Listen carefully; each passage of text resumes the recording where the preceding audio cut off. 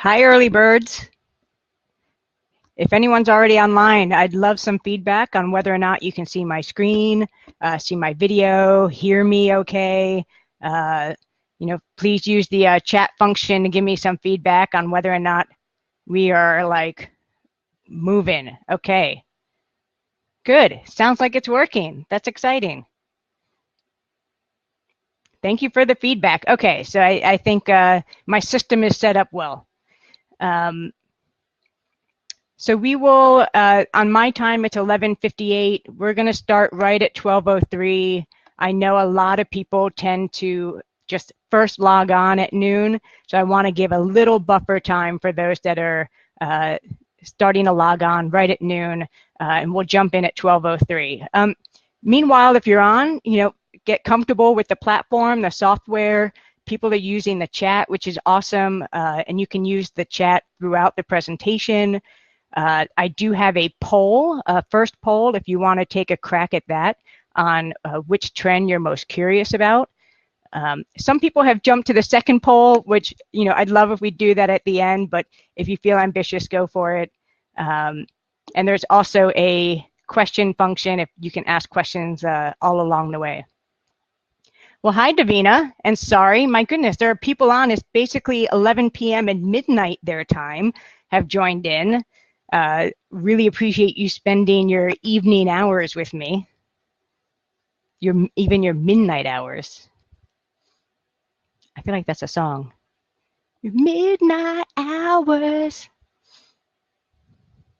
It's not actually a song.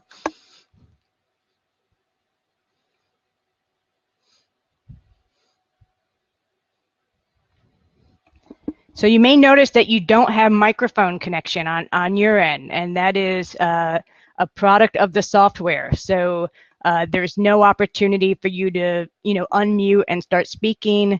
Really, everything is being done through the chat function and the question function. Oh,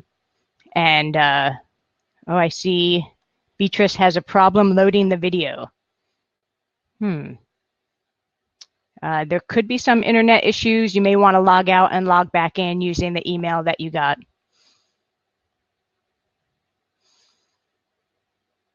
Okay, so it's noon. People are starting to join in. We're going to give it just a few more minutes before I kick off the official presentation.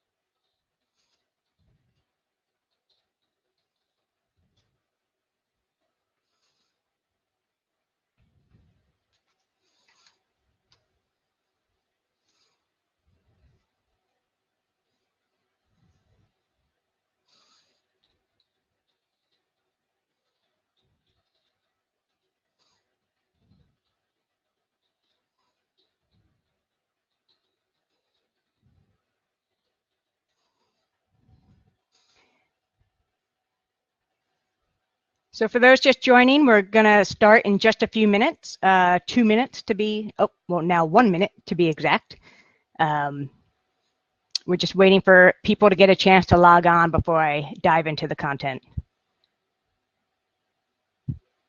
So yes, if you're like Mike and it's your morning time, I hope you have some breakfast, some coffee and tea. If it's noon, like my time, I hope you are enjoying your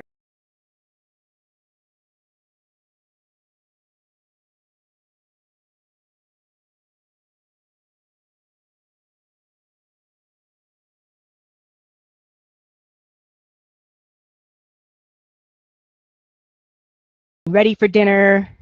If it's your thing, I hope you have a glass of beer or some wine with you. And we're going to start in just a minute.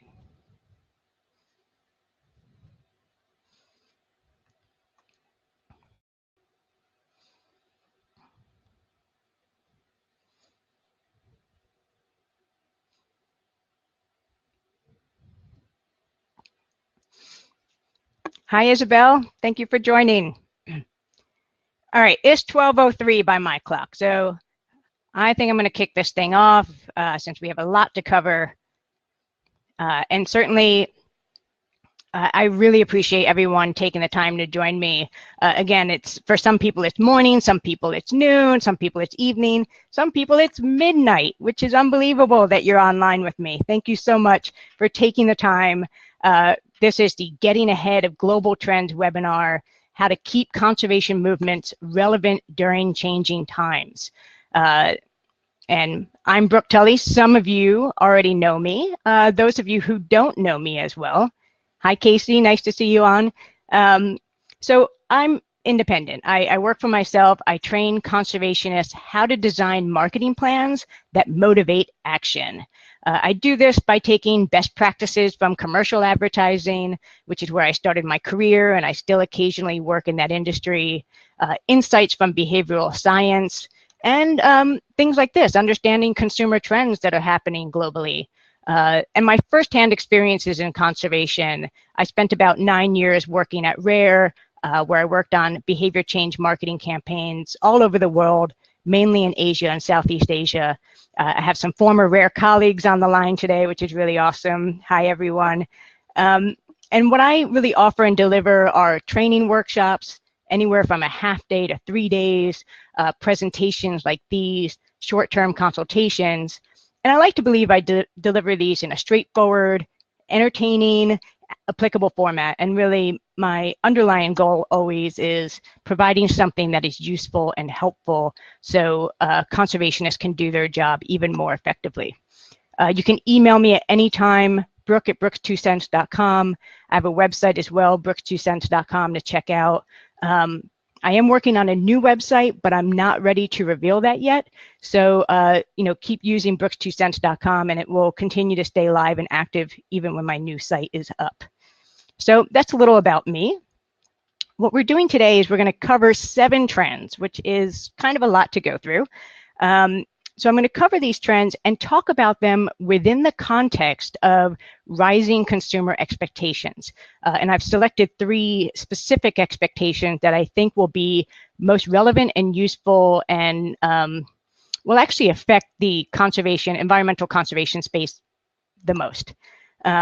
These trends come from a group called Trend Watching, which makes sense. Trend Watching specializes in identifying changing global consumer trends for all different kinds of industries. I attended a day-long trend watching workshop a few months ago where I was immersed in what these trends are, why they're coming about, and it included these 7 and actually, a handful or more trends that are not covered here. I'm also a member of the Trend Spotter Network, which means I'm keeping my eye out on trends and sharing it with this network. It also means I get to see really like a daily rolling list of trends that are happening, constantly. So it's really cool for me to keep my finger on the pulse of that, and I'm very excited to share these things with you guys today. So I'm going to talk for about 40 minutes, maybe a little bit longer than your standard webinar, but that's because I chose to cover too many trends, so I need those extra 10 minutes. There is a chat function. You can use this throughout the presentation. There is an awesome group of environmental conservationists on the line today. So consider this chat function as a place to share ideas, to share thoughts, to even say hello. I want it to be a place of ideation, a safe place. So please keep it positive and constructive, but feel free to keep it going. I'm going to try not to get distracted by it while I'm presenting. I will have a time to answer questions at the end. There is a question place on your platform. You can ask a question anytime during the presentation. However, I really won't be answering them until the end. But this question format gives you an opportunity to even upvote questions that are either most pressing for you or that you really want to hear the answers for. So that will happen at the end, along with the book raffle that I promised. So I have all your names in a hat, and I'm going to be picking a name live at the end of this, see who wins the Trend-Driven Innovation book, which is written by the Trend Watching Group. So let's try out some of these cool functions on this website. Let's start with the poll. Some people have already gotten a head start on this poll, which is fine, very cool. But I'd like to hear from you. Which trend are you most curious about? Granted, you don't know very much about these trends right now, and you may not be familiar with them, but let's do just an upfront poll on which one are you most curious about, and try not to let the other people's votes sway your own vote. So I'm just going to give a pause, take some time to vote here. All right, votes are coming in. I'm going to use this time to have a sip of water.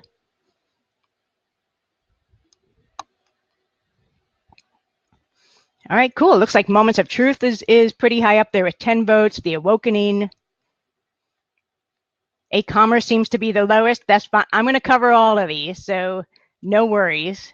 But it's just interesting to see which ones are kind of cropping up as the ones you're most curious about. Continue to vote on that if you have time. I am going to move on. And the other poll there, I'd love if we wait for that till the end.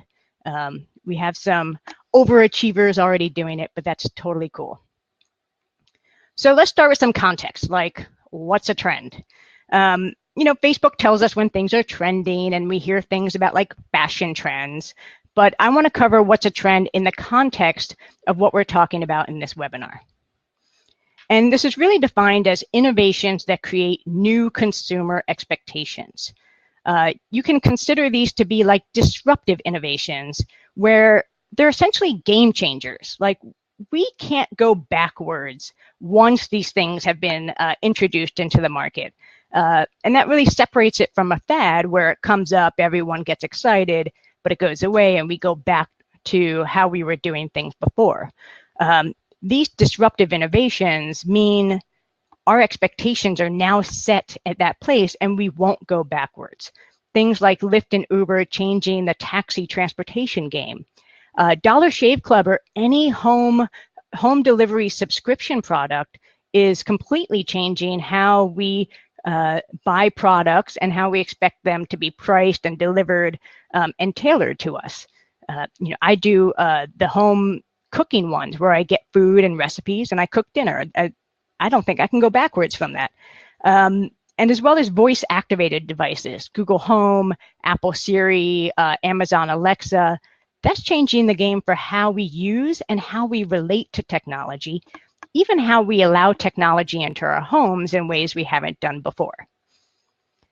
Now, the trends that stick around as opposed to become fads, they stick around because they're filling an innate human need.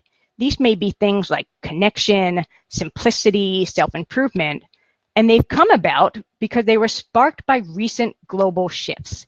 Some of the global shifts we've been seeing now are you know, increased globalization, an on-demand economy, and even a startup culture. And many of those startup cultures is what's leading to disruptive innovation in both products and services. So why now? Why is this topic coming up now, maybe more than ever? And why even did it spark the interest in me to host a webinar about this? Well, it has a lot to do with technology. You know, those voice-activated devices like Amazon Alexa, but also all the technology that's around us. We have more and more access to information than we ever have before. And more involvement with it because we have tech devices at our disposal constantly. This increases our understanding of what's happening around the world, even things that aren't happening in our hometown or our home countries. We still get exposed to those things. It starts to spark new ideas and new ways of doing things that we haven't done before. And it can even send some caution signs where we see things that maybe don't feel right and that we didn't realize were happening previously. All of this leads to rising expectations of both the products and services we buy, but also the places we buy from. It tends to mean that we want products and services to be quicker, simpler, on demand, tailored to our specific needs, and done in a responsible manner. And responsible can mean having the least amount of social impact as possible, or being the most inclusive as possible, or having the least amount of environmental impact as possible. I went to the mall this past weekend, which is not something I do very often, and I saw how my expectations of service had changed so dramatically because of how much more I do online shopping, that I was so incredibly frustrated when I was in a physical store because it wasn't meeting my demands of quicker, simpler, on demand, or even really feeling that responsible. And what this means from places where we want to buy from is we expect those places to be honest, transparent, fair, sustainable, empathetic, and flexible. Honestly, I don't feel like these are adjectives I would have used maybe 10 years ago to describe the kind of company I want to buy from. I may not have really cared as long as they were just pumping out the kind of products I wanted. But this is becoming an increasingly important expectation, is that the places we support, businesses, governments, academic institutions, nonprofits, we want more things from them and different things from them than we have before. And there's a lot of layers of trends in here, and a lot of layers of expectations in here. There's 3 consumer expectations I'm going to focus on specifically in this presentation: trust and transparency, authentic connections, empathy, and assistance. And I'll be talking about how those 7 trends I outlined before are meeting these new rising expectations. So lastly, why you? Why am I focused on the environmental conservation space? So I'll pause. I see, will this be available for playback? Yes, there's going to be a recording of this, including the questions at the end, and you'll get the link for it. So thank you, Shanita, for that question. I should have covered that in my intro.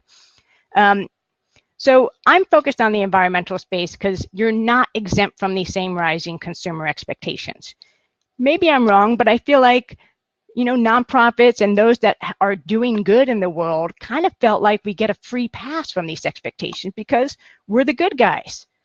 But that's starting to change, and that's starting to change because of these disruptive innovations and the startup culture where you have a lot of new players in the game. So everyone, even if you're doing good, even if you're a nonprofit, even if you're a charitable cause, you're going to be held to the same rising consumer expectation as a big box store will be. My second reason for including this field is you're so well suited to meet and even lead these trends. Because you have purpose and mission built into the DNA of what you do, the hurdles to meet these expectations are not going to be as high for you. It's not like you're some business that's kind of creepy and kind of shady and you have to totally reinvent yourselves. You have it built into what you do. You already deliver on it. And it's just about how you can align that to these consumer expectations. But lastly, why I want to focus on this is we don't want to end up like these guys. And this is becoming a reality more so than ever, is that stores and businesses can become irrelevant, can become shuttered because they're not evolving and adapting to meet these new consumer expectations. Toys R Us is a great example of how that happens, and it's actually a very sad one that they weren't able to keep up with the times and keep up with the competition that was coming in. So that's context. Let's dig into more of the meat of this. The first rising consumer expectation I want to talk about, this is a big one, and I'll probably talk about it more than the others, is trust and transparency. And why is this emerging as an expectation? Well, access to technology, digital age is giving us unprecedented access to actually often unfiltered information about companies and organizations that we either support or are interested in supporting. We can find out about finances, CEO pay scales, environmental and social costs of a product, internal cultures. You go to a website like Glassdoor and you find out what current and past employees think of a place. And this is an all-access pass behind the doors of organizations, whether they want you to have that information or not. It's increasingly out there. Unfortunately, we don't like what we're seeing. And it is eroding the trust between brands and consumers when we learn that behind these doors, a company is not all that it seems to be or not all that it says to be. And that's eroding some real serious trust between brands and consumers. And NGOs are in this loop as well. This is a trust index survey that's done annually, shows that among an informed public, NGOs dropped 22 percentage points in trust. That's a lot. That's just from 2017 to 2018. So among both informed public and general population, you have 49% and 51% that trust NGOs. That is half. Half the population trust NGOs. This is in the US. That's not great. Obviously, governments, well, for obvious reasons, isn't doing well either. But it's not just within the US. We're seeing this across markets globally. It has declined, trust in NGOs declined among half the markets, and is considered distrusted in 10 markets. These markets include US, UK, Australia. So this is a real serious problem that's happening. But the good news is that 84% of respondents from a survey done by McCann, which is an ad agency talking about trust, say they believe brands have the power to make the world a better place. So although there's a lot of distrust right now, there's also a lot of hope and positivity and belief that businesses, organizations can play a role in making the world a better place. And that's like, you know, if we think about environmental conservation, this is what we want to own and work towards. So what does it take to rise above this sea of distrust, this cubicle land of distrust? Well, it's going to take a lot more than a tagline or an apology campaign. We see places like Uber and Facebook doing that. A lot of people aren't buying it.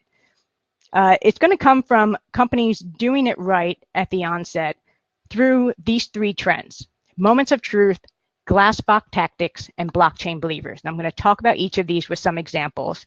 Some companies do just one of these. You can also do a combination of them. So moments of truth. So to show and prove to customers that we're being real, some organizations are making proactive, bold, and even shocking displays of honesty. So they're not waiting for shit to hit the fan before they come out and say, no, no, don't worry, we're the good guys. They're going all in, you know, peeling back the curtain and saying, this is what we believe in, this is what we stand for, we are the good guys. And I love this example. I use this in an email, and I've actually shared it on social media a few times. Greenfield Meat Company. They sell meat, obviously, by the name. So not only do they promote how they are sustainably raising meat in ways that are both ethical and healthy for us, but they're taking it a step further and saying, you know what, go ahead, skip meat for a day. It's a meat company saying, we want you to not eat meat one day a week, which honestly just blows my mind, this level of proactive honesty. They know it's not going to affect their bottom line, but more than that, they know that there is an environmental impact, excuse me, to raising and growing cattle. And they're not worried about it affecting their business. They want to do it in a way, knowing that people are going to continue to eat meat. They want to do it in a way that's going to still be as healthy to the world as possible. And I just really, I love this example because I feel like they're just putting it out there. It's also a fun way, but they're not hiding the realities of this. Another example is, so I follow Charity Water on Twitter. I don't know if anybody else here follows Charity Water's marketing stuff, but it's worth seeing what they're doing. They put a lot of efforts in there. And they often have a lot of ads of 100% of your donations go directly to our projects in the field. Now, I've worked in nonprofit, and I'm a skeptic, and that immediately set off my bullshit radar. I'm like, yeah, 100% goes to the field? I'm not sure about that. But I went and I scoped the website, and this is what I found. So what does my donation do? Still says 100% of your money on water projects in the field. But that means and includes material costs, personnel costs, mobilization costs, and office program support costs. So they're not trying to hide the fact that they have overhead costs. And this is always a challenge for nonprofits. They're saying these things are needed in order for us to be effective on the ground, including paying our staff well enough that they don't have other concerns going on in their life. And they just put it out there, and they're really transparent with it. And it goes, I think, a really long way for people who are thinking about giving money. Granted, it may not work for your big donors who, you know, your World Banks or whatever that definitely don't want to pay for overhead costs. But if you're talking about individual donors, even small level donors, this kind of stuff, these moments of truth, go a really long way. Let's talk about glass box tactics. So this is, transparency of the internet has given us that insight as to what goes on behind closed doors of a business. They're really no longer closed doors, they're more like glass doors. And more and more places are looking to align their internal culture with their customer-facing brand. We see this go wrong where we really love a brand and we find out that things internally are not great. They're either toxic or there's real gender discrepancies or other things going on that make us say, oh, so the person you're selling me to be in marketing is not at all the person you really are. So increasingly what consumers are looking for is to know that people are walking the walk and they're really keeping it real. So my first example of this is Patagonia. And I know Patagonia gets used probably way too often as a good example, but they just keep doing shit right. And that's why I just keep using them as an example. Not only do they treat their employees well, they have a school for young children, for their employees on site, which is awesome. They live their values in terms of how they use solar panels and structure their business. They give money to small conservation projects all the time. They'll even go ahead and sue the government when they don't like what's happening. And in addition, though, could they sell products? As soon as they find out that one of their products may have a negative environmental impact that they didn't realize it was having, they immediately start making changes. They change the product, they change the material, they build recycling centers for Patagonia clothes specifically. They build repairment centers so that people can keep their clothes longer and not need to buy new stuff. And they are just living their values time after time after time. So it's not just, this is the face, this is a brand, this is a marketing campaign. Like they embody this truly. Another example, which I admit is a similar example, is REI. And I want to talk particularly about REI's Opt Outside campaign, because it sounds like it's just a campaign. It's just a marketing ploy to get people to like their brand. But they're closing on Black Friday. So for those of you who are not American citizens, the day after Thursday is called Black Friday. A lot of companies start their sales then, thinking about the Christmas holiday coming next month. And it's become a little bit insane. So these sales actually start on Thanksgiving now. People are leaving their families to go shopping, which is like way too materialistic. And more so, employees then have to leave their families on Thanksgiving to go start working, which a lot of people don't want that pressure. They want people to be with families. So REI, internally, we're thinking, how do we deal with this like craziness that's happening around Thanksgiving and Black Friday? And somebody said, what if we just close our stores on Fridays? F it. Like, let our staff stay home. Better yet, let them have a chance to go outside, which they love doing. And we'll just close our doors. It can't possibly affect our bottom line that much. And so they decided this first as an internal decision for how they want to treat staff, how they want to show up as a business. And then that in turn became their ad campaign. It didn't go the other way around. But these are organizations that live and breathe their values, and it shows up in how they come across to consumers. So there is that alignment, and it's not a disconnect. So the last one under trust and transparency, blockchain believers. So I'm not going to talk about Bitcoin here, mainly because I don't understand anything about Bitcoin. But I want to talk about the technology underneath Bitcoin, which is blockchain. And consumers, in trust and transparency, there is a trend of harnessing this technology to provide total transparency.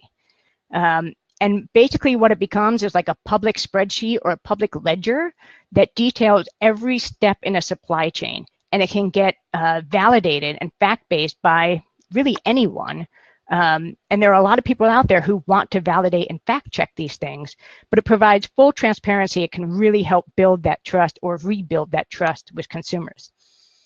An example of this is Coda Coffee Company, which is based out of Denver.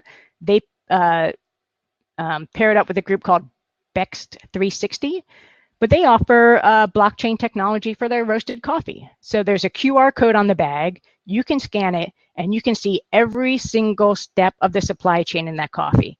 So this coffee company is promoting fair trade organic. You can go online to this ledger in the cloud and see, is this real? Who are they buying from? How many people does it go through before it ends up in my grocery store? And this is really important to build that trust and transparency. I buy a lot of bags of coffee and it always says fair trade, blah, blah, blah. Sometimes it doesn't even tell me where they're sourcing the beans from though. And that raises my question mark. And as I say, my bullshit meter of where are they getting this coffee from? But introducing blockchain technology just totally makes it transparent and it builds trust. Another kind of an interesting, different example of this is a supermarket in France called You that use Snapchat stories to show how fresh the fish was in their supermarket. Snapchat stories only last for 24 hours. So if you could scan, this Snapchat code on the sole and see the story of the fisherman, the processor, every step along the way before it got to that grocery store, and you know what happened within 24 hours. So if that story's gone, the fish has been there more than a day, that might be fine. But you can see how in 24 hours it goes from living in the sea to being on this and create that transparency. For those of you working in sustainable fishing, like this could be huge because this is a big, big question and a big gap in our ability to verify that fish have been caught sustainably or locally. So things like this, whether Snapchat or blockchain, can go a long way. So how will you meet the rising expectations of trust and transparency? Feel free to use the chat function here if you want, or just jot it down on your own.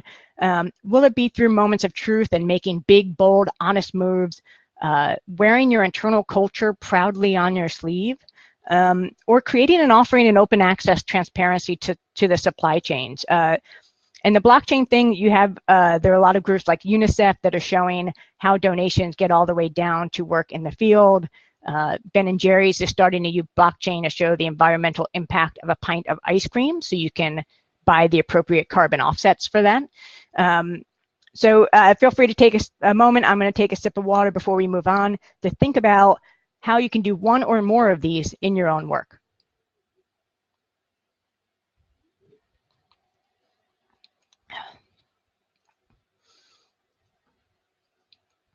Okay, moving on. Let me actually advance the slide. Authentic connections. This is the next expectation we're going to cover. So people want more authentic connections. And this is both between themselves and the brands that they support, or the organizations they support, and more authentic connections even within themselves through self-improvement and self-discovery. But let's look at why this is coming up, why authentic connection seems to be such a need. So to start with, the connection between brands and consumers. So we often rely on influencers we trust to guide purchase decisions and even our own behaviors and actions when we talk about behavior change marketing. But a big cue as to who's an influencer is often who are other people following and listening to. But we're finding out that we're following someone because we believe a lot of other people are following them, but those followers are fake. That really starts to erode trust. I'm going to pause, Joanna. I see you have a question here. I'm going to actually pop this over to the question box and take a crack at that later on. But thank you for the question. So we find out that even mid-level influencers, so these may not be celebrities, these may be folks, like you or me that have amassed a certain amount of followers that people are listening to and following as influencers, may have up to 20% of fake followers. But how can we trust them to form a connection with a brand if they're faking it, if they're faking these followers, if they're buying people to follow them, or if those followers are bots and aren't even real? And that starts to even still break down this trust and this ability to have a real connection with someone if it feels like people are faking it. Again, there's good news, is that we want this kind of authenticity from brands and we will reward them for it. So if we see authenticity, what might likely to be even more loyal, which actually loyalty from consumers is becoming actually harder and harder to get these days. But 91% of consumers say they're willing to reward a brand for its authenticity. And that's important because, and it's actually coming up because we're seeing how little authenticity is happening out there. So now I'm going to talk about authentic connections to ourselves. This is something people are looking for and they almost desperately need. Growth in yoga and meditation apps is growing 65% year over year, which is huge. And people are looking actually for technology to help bridge that gap of how can I have more deeper connection to myself. Unfortunately, it's also fueling a competitive, less healthy, and superficial subculture of winning at this. So winning at having a connection. And this is, there's an app called Headspace that helps you meditate and gives you prompts and tips and guided meditations. But it's actually become a competitive thing where people are competing to see who has meditated the most consecutive days in a row, even if it's not an authentic, real meditation session. If you're just going through the 10 minutes just so you can check the box, it's warping the incentive of why we want self-improvement, self-discovery in the first place. And this is coming up a lot in the news. These two articles are actually just from last week that came out that I saw. And there are now reports that meditation and yoga may not be helpful and may not be good for you. It may reduce motivation. So as a boss, maybe you don't want your employees to meditate. Yoga and meditation may inflate the egos and make you a less good person than what you're trying to be. So these are not the kind of authentic connections we're looking for, even though people are really craving the ability to have an authentic connection. But all this stuff, fake followers, yoga making me a worse person, like it's overwhelming. It's enough for me to just want to stay in bed all day and not do anything. But luckily, there are some trends that are helping to provide us with more authentic connections. And I did note that inner journeys and awakening were some things that people were really interested about. So we're going to talk about these two.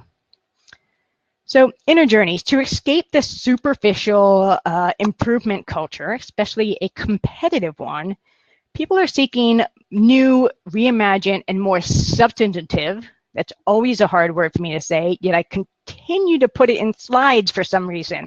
More substantive forms of inner growth and self-discovery.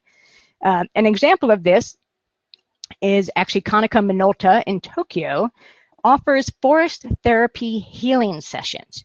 These run for almost an hour. So this is not a 5-10 minute check the box, you did it. This is almost a full hour where you sit in a planetarium surrounded by nothing other than forest sounds, looking at stars from a night forest sky, and the air is filled with aroma of essential oils that actually come from local forests in Japan, and they're all extracted sustainably, of course.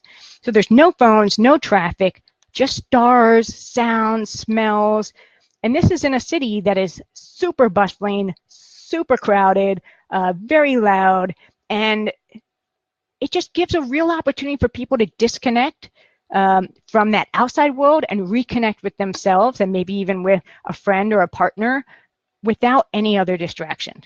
These are folks that can't often get a chance to go out and be with nature. So in a way, it's like bringing nature to them, which is really cool. In one of my emails, which not everyone got to see, I covered this as well. This is an app called BioMad. It's a foraging app created by a Danish chef. And it teaches you clear guidance on how to forage, no matter where you live. So foraging if you're in an urban area or in a rural area, and there's some other options in between there. How to cook the food that you forage, how to actually, pick it so that you get what you need out of it, which things you should not be picking or foraging or eating, God forbid. And this creates a more hands-on, authentic connection between people and the nature around them. So it's not just you're out enjoying, but you're understanding what this is. You're seeing that you can feed yourself off of some of this nature around you, and you're also building a skill. So this really captures a lot of pieces of authentic connection. And there's so many opportunities here, especially in the inner journey world for environmental conservation organizations. Sophia, yes, the app is VildMad, so that's VILDMAD. And it is a Danish app, so I think it means wild eats in the English translation. The website actually offers both Danish and English language, so you can still poke around on it. to me, Inner Journeys is totally a space that environmental conservation organizations can own and contribute to, both in terms of giving people access to nature, true opportunities to connect with nature and with themselves within nature. And maybe that's something we can talk about later. But I want to go into the awakening, which also people were curious about. So this really combats the issue of fake followers and, not sure who's really an influencer, who's a paid influencer, who's an authentic influencer. So more and more companies and brands are collaborating with woke influencers who are fueled by their deeply held values. So they're not signing up for these collaborations because they want cool points or followers. They are already driven to create change in the world and are looking for opportunities to even amplify their own voices and amplify that ability to change even more. So an example of this is Under Armour. They partnered with a 19-year-old, her name is Yusa Mardini. She's a Syrian refugee. She has an amazing survival story of how she and her sister not only survived fleeing from Syria, but also saved 20 other people in the process. She's a member of the refugee Olympic team. Now, I'll mention, she hasn't won any medals. So she's not a great spokesperson and ambassador for Under Armour because she's a medalist. It's because of what she believes in her story. She's a UN Goodwill Ambassador that's out there fighting the good causes for refugees. And Under Armour, whose brand is now built on Will Finds a Way, is making a very natural and a very real connection, both with Yusra and many other actually amazing individuals that have overcome huge obstacles to be where they are. So it's a real story. These are real values that she's already working on the side, to talk about and to make a difference in. And it's a great spokesperson for Under Armour wanting to be seen as something a little bit more real than just about celebrities. Now, others we see out there, sure, we like Matt Damon. I love Matt Damon. I'll just put that out there. But he's not just pitching this water.org Stella Artois partnership because he's a celebrity or because he's getting paid for it. He's actually a co-founder of the water.org nonprofit. So this is something that means something to him. He's already invested in building a nonprofit that brings clean water to people and is finding opportunities to leverage that. He's not just a paid pretty face. Admittedly, he's a pretty face though. And we're seeing others like this who, Killer Mike from Run the Jewels, the Parkland students, DeRay Kesson, who's the leader of Black Lives Movement. These are folks that are already out there with a desire to make change, and they are fighting the good fight and matching up with brands or causes that mean something to them. The issue for me and the question that I have is, when I did this research, I couldn't really find who that was for environmental conservation. Who's the face of not using plastic straws that feels like it's someone I can connect with? I'm not totally sure who that is. And that's a problem. It can't just be a turtle, right? It's got to be someone that looks like us, that, is part of this awakening culture that I can connect with and that you can collaborate with. So thinking about authentic connection, both inner journeys within themselves and awakening with your cause. I think I am running a little over time, so I got to jam through this last one. So bear with me, folks. Empathy and assistance. This is the last consumer expectations we'll cover. Consumers want brands to demonstrate real empathy and deliver almost magical assistance when it's going to be needed most, and to be able to anticipate when it's needed most. So empathy is a hot topic, and it should be. It's part of our innate desire to be understood by others, and it extends way beyond our family, our friends, our peers. Yeah, so folks who are mentioning potential influencers for conservation, I'd love to hear more of those because I'm having trouble finding them. David Attenborough is probably great, but he's not really like next generation that much. So who's the next generation of influencer? So yeah, keep those coming in the chat if you know them. So back to empathy. So we want empathy beyond just our social circle and our friends. We want it from brands too. In Insights and Marketing said, if you have consumer empathy, you're able to understand how your customer feels, how they want to feel, even before they do. You know what they need, you know what they want to say about themselves, and the issues they struggle with on a daily basis.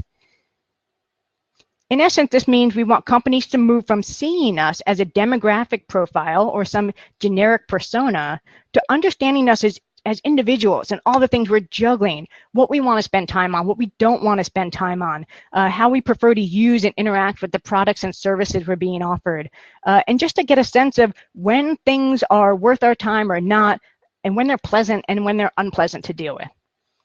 So 2 trends meeting this is forgiving by design, which I also saw some people were really voting for, and e-commerce. So let's dig into forgiving by design.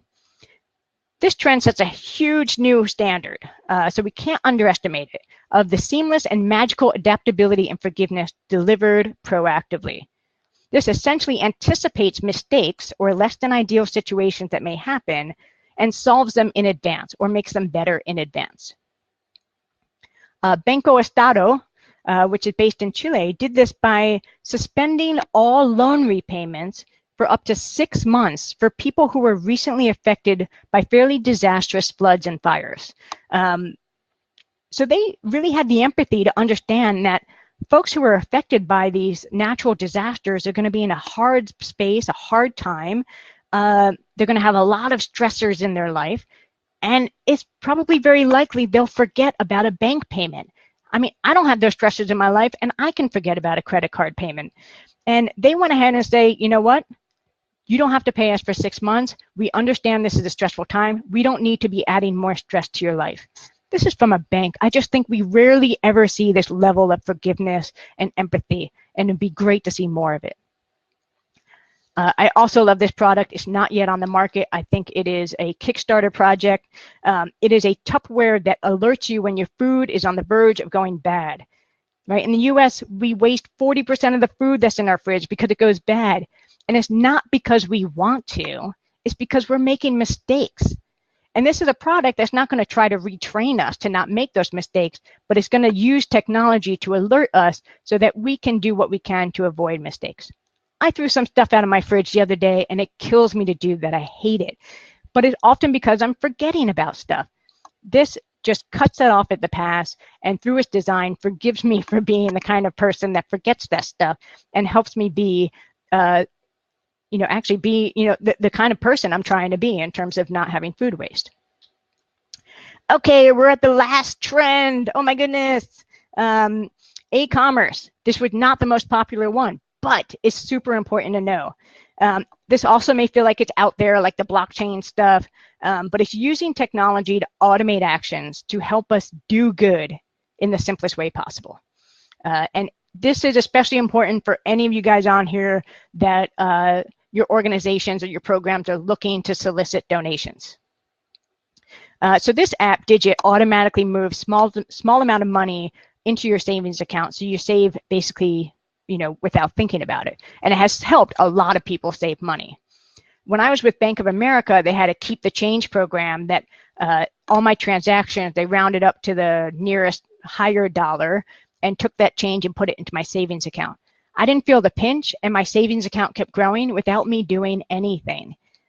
Now, Digit may not be the app for you, but what if we did this for charitable donations for causes or for our donations to our conservation efforts? What if there was a way that my transactions could give a little bit of change every time I have a transaction? And that's a lot of transaction these days. Could go automatically as a charitable gift to someone. People wouldn't feel the pinch. They'd be doing the things they want to be doing, like giving money to charity, and it doesn't require much work for them. It requires setup, and then it just happens automatically. It could actually make your lives easier so you don't have to, pitch people all the time for donations. Alexa donations, this exists now, right? So with Alexa, maybe with some other voice-activated devices, you can give donations anywhere from $5 to $5,000 just by asking Alexa to do it for you. This is a huge opportunity, but you have to be a charity on the list for this. And just think about the ways that you can prompt people and move people, motivate them to ask Alexa to give that donation. Their bank account is already set up to this thing. So they say an ad, they get an email, it moves them and say, Alexa, give $15 to, end the plastic straws. these are things that where people almost have to do nothing and they feel really good about what they're doing and it benefits you. So that's really thinking, how can we use empathy and assistance based on our audience's needs? So anticipate when mistakes or less than ideal situations will crop up and make it better proactively. Or use the power of automation to make it easier and simpler for people to do good since they have such busy, complicated lives these days. So I threw a lot at you. And what we did is we covered 3 expectations of organizations that continue to rise: trust and transparency, authentic connections, empathy and assistance. And I think really my takeaway, or what I'd like for your takeaway to be, it's already my takeaway, is that environmental initiatives, whether you're a nonprofit, a cause, a program, you're in such a good place to meet and lead these trends. I picked these 7 trends because I think they're the best suited for environmental and conservation programs. What I'd love for you to do as, I guess a final call to action would be A, don't ignore these. These are happening. You don't want to end up like Toys R Us, but pick one or pick several that you think are worth applying to your programs, that are a good fit. Maybe ones that you're even close to delivering on now that you can just do a little bit more for and make it, tip the scales to over the edge. But more than anything, I want to thank you for being here. Thank you for taking your time with me. I really, really appreciate it. And if you are interested in diving into these trends even more, specifically if you want to see how can your organization take different ones or take one and really make it actionable, I'm offering in-person workshops on this. So anything from a half day to a full day if you want, we can dig into brainstorm and you'll leave with a set of ideas that you can research further and see if you want to apply to your organizations. But I want to thank you for your time. And let's see, we are at 12:49 and we have to go to the raffle. Okay, so maybe you stuck around just for this. So I will say everyone who registered is entered in here. So not necessarily everyone who is online right now. So I may be calling someone who's not online, but I'll be in touch. So I have an actual hat, so you know I'm doing this for real. It's actually my Queen Zoo volunteer hat from back in the day. I'm shaking it, I'm shaking it. All right, I'm digging my hand in. And the winner is Melissa. And I think your screen name was at Diemand, D-I-E-M-A-N-D. So I don't know, Melissa, if you're on, this is what I wrote. If not, I'm going to reach out to you. Congratulations, Melissa. You get this book all about trend-driven innovation.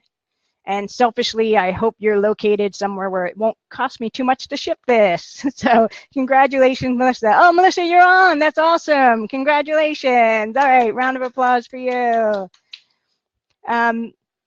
So I am going to go through questions.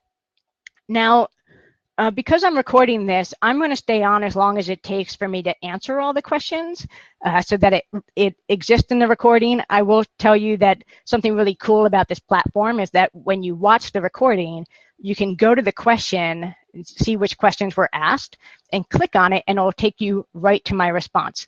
So that's pretty cool. So I'm going to stay on as long as it takes for me to answer the questions. I understand if you want to jump off now because it's almost 1, or you want to jump off right at 1, that's cool. So if you do need to bounce, I'd love for you to answer the last poll before you go, which is what would you like to see next from me on this topic? So the options are a useful ebook, an online course, an in-person workshop, or maybe nothing. Maybe like this webinar is good, I'm done, and that's cool. There's also another one, which I don't think lets you write in, which is unfortunate, but you can also say other if there's something else on your mind, and then in the chat box, maybe you can let me know what that is. So let's see what the questions. I see I have 3 questions. I am going to take a sip of water before I get into these. There's time now to ask more questions or to vote on other ones.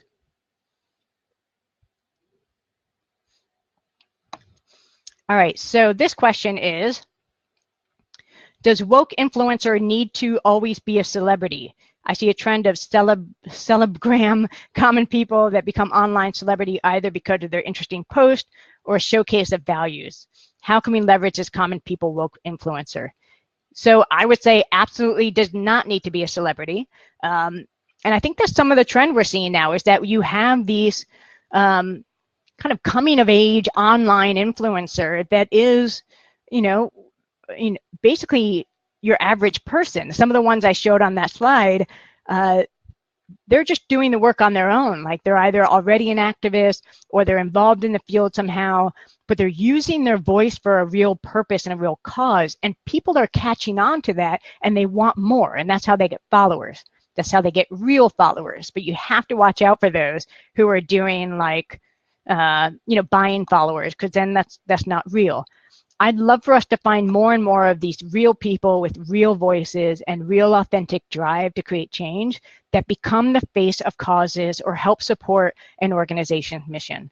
And I see Adam added to this, will there be an end to the celebrity culture at some point?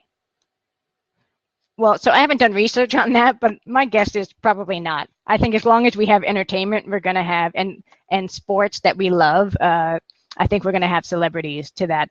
I do think more and more there's going to be caution about which celebrities are chosen and how we define celebrity.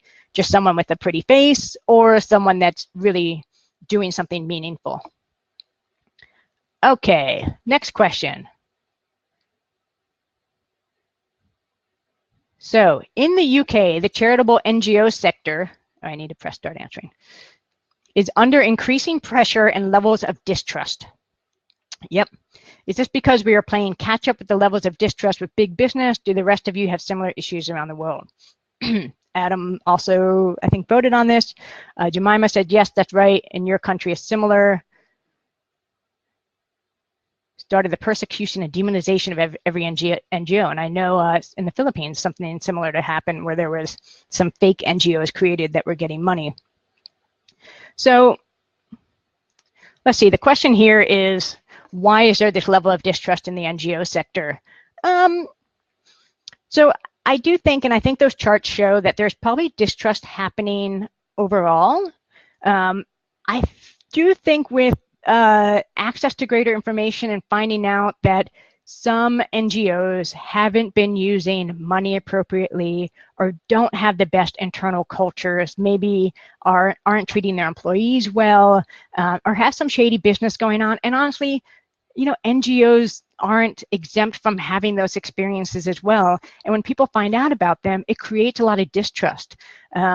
This happened in the US like 2 years ago with the American Red Cross, and a lot of questions of, was their money getting used by top level executives, with taking fancy flights to places and fancy dinners and fancy balls, and the money's not going to the ground. So part of this distrust is because in the news, we're hearing some of these stories. So some of it's real, and that scares the shit out of people, especially when they're trying to give donations. A way to combat that is, through some of those examples, moments of truth. This is where our money goes. This is what we do. Here's our spreadsheet, blockchain spreadsheet that shows every step of the way. Or here's our glass box tactic. You get to see how we live and how we operate. I think it's a real concern. It's happening across the board. I feel like it crushes people's souls more when they find out it's happening among nonprofits and charities, because we just don't want to believe that that's real. And it almost becomes an even larger fall than a big corporation, which maybe we expect them to be a little bit shady. So next question. What platforms are best to use for blockchain and how expensive are they? I have not done a lot of research on this. So this is a good question. I would say what I've seen a little bit is that this can be as simple as a, what do they call it? A Google Sheet, where everyone has access to it and it's a public format. So it can be as inexpensive as that, just showing and putting in, this is every step of the supply chain, this is who we talk to. I don't think it needs to be more complicated than a spreadsheet, but that's something that I'd love to do more research on, and I'll try to get back to you on that. Thank you. I feel like the questions keep coming in. So I'm going to answer. This one was, refresh me on where these trends came from. Yes, so these all come from a group called Trend Watching. I think that's their website, trendwatching.com. And they specialize in identifying and tracking and writing up these trends. For a majority of industries, they tend to focus on things like auto and retail and financial services. I've taken a lot of these trends and connected the dots specifically with environmental and conservation. And they put out like some quarterly reports that are free. I think they have a daily update that's free. Really worth signing up for. I find it all just so fascinating. So trend watching, and I think it's .com. I think this might be the last question. So how can individuals wanting to start something good, such as a blog, campaign, or small business, apply this information at the very beginning? That's a great question. And I think my suggestion would be, and I'm happy to talk about this further with you, maybe offline. My suggestion would be to look at these 7, figure out which ones would be most applicable to the kind of work you're planning to do. And even the audiences you're planning to reach, which ones may be most meaningful for them. And it may be about, asking that further. And then building that into how you run your business, building it into the DNA and values and principles of the organization, of the cause. So I would say it really needs to be factored into almost everything you do so that you show up as totally authentic, transparent, and with that ability to forgive and assist already built into your program so you're not playing catch up. Trends will always change, so there's always going to be evolutions and iterations. But if you're at the point of starting something, I would look at your business plan and figure out how you can build this in from the get-go. Wonderful question. Thank you. Oh my goodness, no new questions. And I still have some people online, and it's not even 1 yet. I can't believe it. Yay! Well, everyone, we're at our close. Thank you so much for joining me today, or if you're watching this in a future time, thank you for watching this. It's been a real pleasure, and I will be sending out the link to this recording, everyone. So keep an eye on your inbox. It's going to be coming your way. I'm going to hang online just for a little bit longer in case anyone has another question or something in the chat coming up.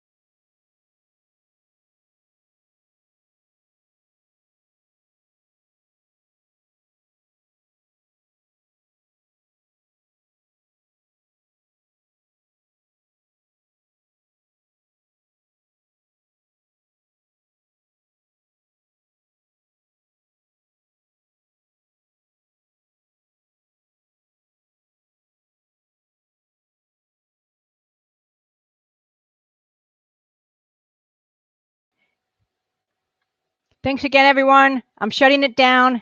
Have a great rest of your day, and I hope your day rocks.